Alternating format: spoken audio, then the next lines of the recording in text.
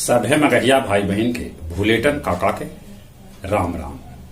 आथिन मगहिया खबर में सुनथिन देश दुनिया के खबर। 2024 तक बन जाए कच्ची दरगाह बिद्दुपुर 6 लेन के सड़क। झारखंड से लेकर नेपाल तक हो जाए सीधा कनेक्शन। बिहार के उप मुख्यमंत्री तेजस्वी यादव के भेंट करे वाले लोग भेंट कर रहे हैं उनका किताब। 500 रुपया जमा करके अब छत पर लगावल जा सका है सोलर संयंत्र। चीन पर नकेल कसे ले भारत अमेरिका से खरीदत MQ-9B ड्रोन।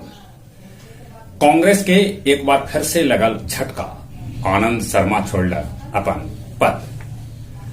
दारू नीति मामला में मनीष सिसोदिया के छोड़ के 8 आदमी के खिलाफ लुकआउट नोटिस जारी कर गए। जम्मू कश्मीर के पूर्व मुख्यमंत्री महबूबा मुफ्ती कहलका कि वो अपना के आवास पर नजरबंद महसूस कर रहा है। सारण के डोरीगंज में अवैध बालू खनन करे वाला 6 गो नाव पलट गए, जरा में एक आदमी के मौत के है खबर। तब 14 मजदूर हथन अबले लापता। रूसी राष्ट्रपति पुतिन के दिमाग देवे वाला अलेक्जेंडर दुगिन के बेटी दरिया दुगिन के रूस में कर देवे लगे हत्या। पाकिस्तान सरकार पाकिस्तान के पूर्व प्रधानमंत्री इमरान खान के भाषण के प्रसारण पर लगौलक रोक। चीनी सीमा पर मिसाइल तैनात करत जापान। ब्रिटेन में महंगाई के मार झेलत लोग देह व्यापार करे ले घर से निकल के गली तक आ गलन। बोधगया में दशरथ मांझी के भारत रत्न देवे के कैल गेल मांग। बिहार के मुख्यमंत्री नीतीश कुमार आज गया जी में पितरपक्ष मेला लेल करतन बैठक। गया रेलवे स्टेशन से 2 गो महिला समेत 7 गो चोर के गिरफ्तार कैल गेल। सभे चोर जाजपुर रोड उड़ीसा के हथर।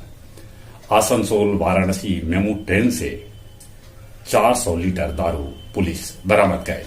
और अब कुछ खेल के समाचार। जिम्बाब्वे के साथे भारत खेलत आज तीसर का वनडे मैच। भारत के क्लीन स्वीप करे पर हुए नजर। पाकिस्तान नीदरलैंड के वनडे सीरीज 3-0 से हरा दिलक।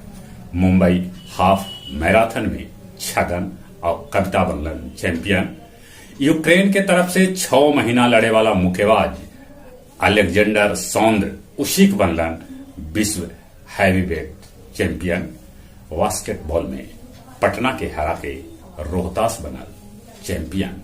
जहां तक मौसम के सवाल है, आसमान में थोड़ा बहुत बदली रहा है। मौसम विभाग फिर से सूचना दिलक है कि 1-2 दिन में पानी बरस सका है। बाकी हम बता दिए कि अबले यहाँ के नदी सूखल है, आहरा पोखरा सूखल है, खेत सूखल है। अबले नीमन पानी न होलक है। उन्हें देश में कोरोना बढ़ रहा है। कोरोना से बचे के उपाय जरूर करते हैं। हो सके तो बाहर निकलित खनी मुंह होना पर मास्क लगा दे। चले एक बार फिर से अपने सभी के भूलेटन काका के राम राम।